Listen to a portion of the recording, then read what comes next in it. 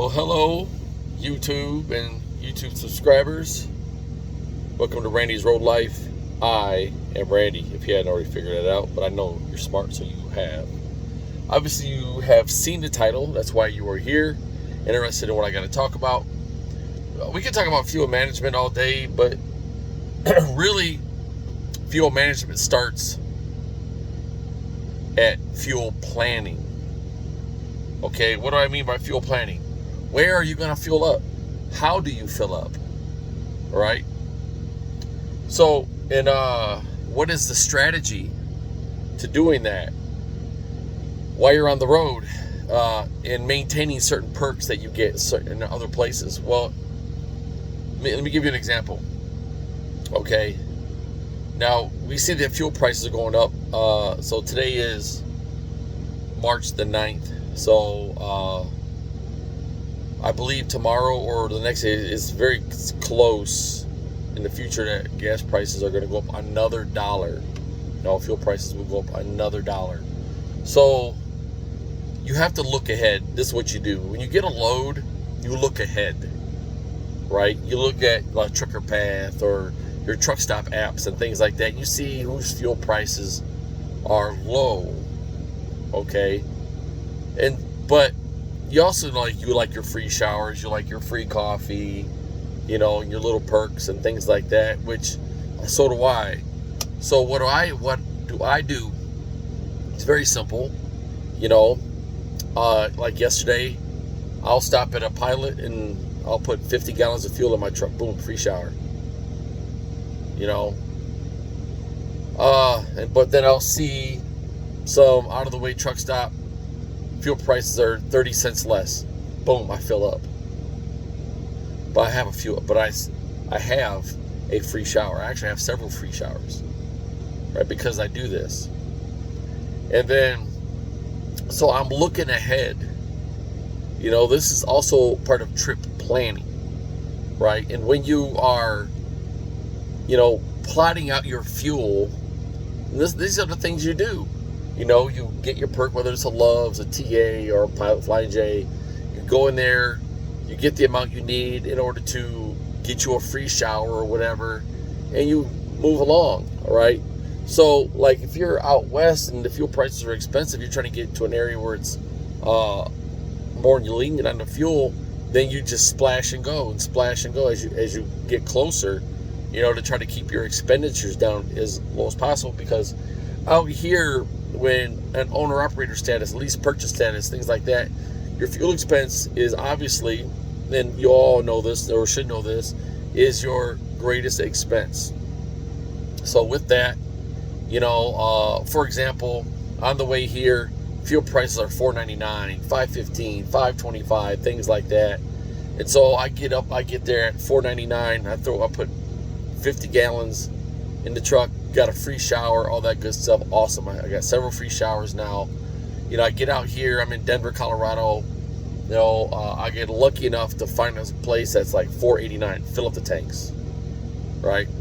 And so the very next day they go up to $5.12, pretty much $5.13 because it's $5.12.9. It's a gimmick, really, so that's like, how do we keep our fuel expenditures down? So the week previous to this past week, I spent $1,900 and some change in fuel, right? This coming up settlement, which you'll see, which I'll do on Friday, maybe Thursday, depending on how much time I have, it should be less.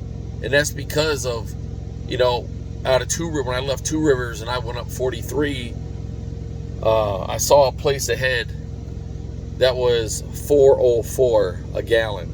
So you best believe I stopped. I went about 5 miles out of route, not a big deal.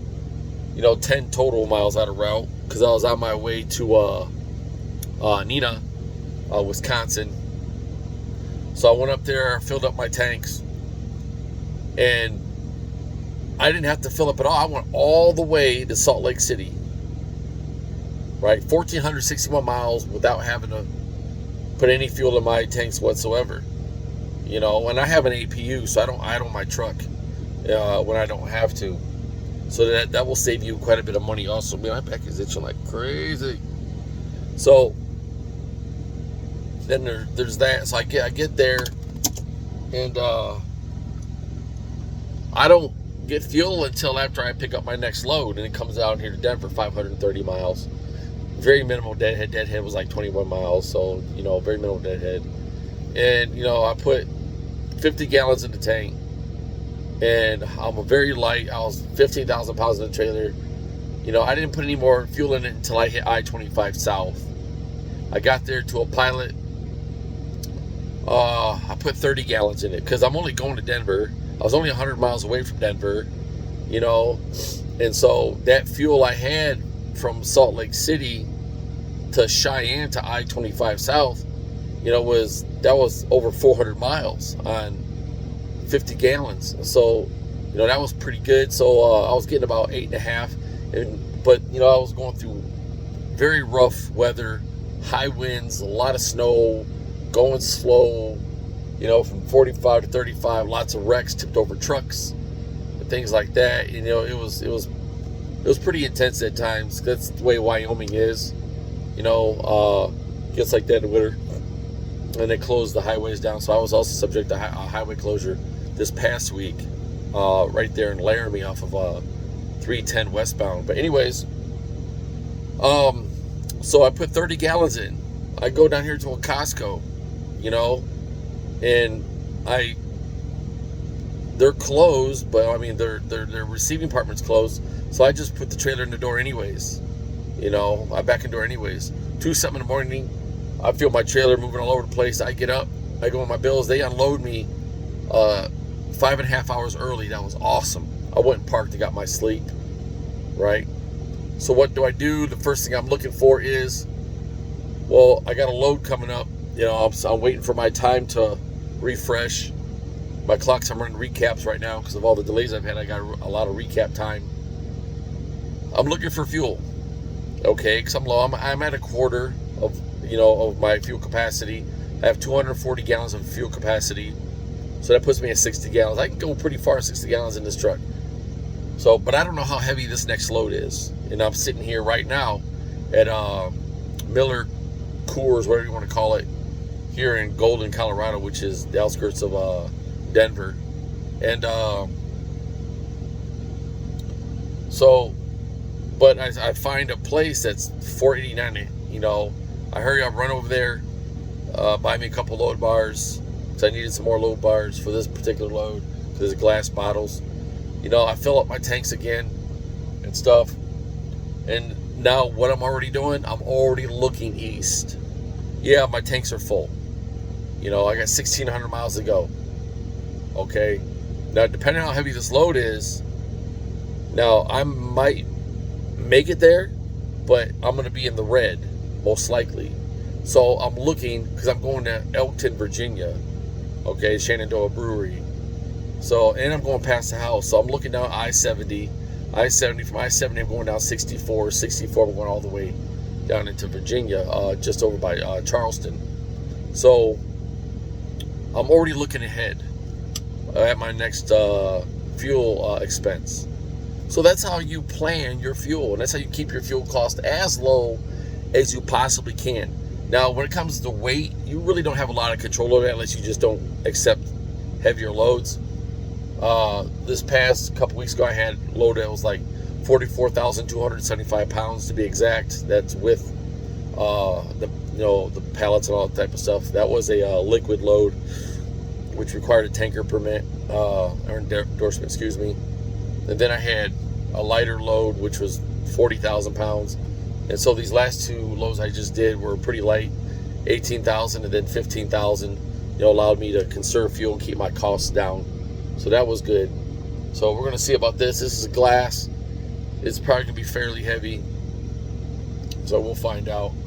And but it's going to be, I'm not going to be going through the mountains. Right? I'm going east from here.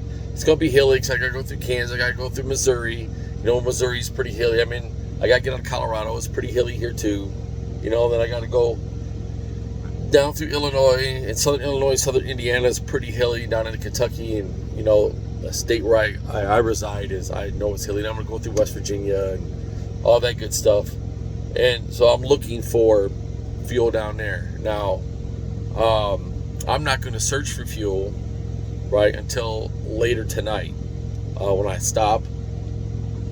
Then I'll look ahead at the fuel places along that route in that area, most likely West Virginia or Kentucky or further east in Kentucky, like Grayson and the areas out there, so places I know where to fill up, where it's usually kind of cheap. I do know that there's a Love's in Missouri and I-70. I want to say, I can't remember what exit it's on, but it's usually like one of the cheapest fill up places around. It's like exit maybe 172 to 110. I forgot. I'm sorry. When you're eastbound, it's on the right hand side of the highway.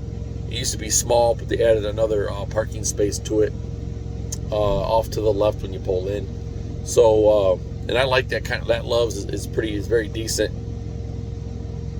So I'll be looking at that place too, because if that place is significant, then I may do something there. I'm not sure yet, because looking ahead to, because this is going to be a drop and hook, because the place I'm leased to has trailers there. So I'll take the lightest if it's not already preloaded, and trailer with the best tires. All that stuff gives you better fuel economy. So with that, that's how you do that. Hope you learned something from this. If you have some more tips, leave a comment. Teach me something that I might not know. I'd really appreciate it. We could all learn new tips, new things, and gain knowledge in this industry. All right. Love you guys. Deuces.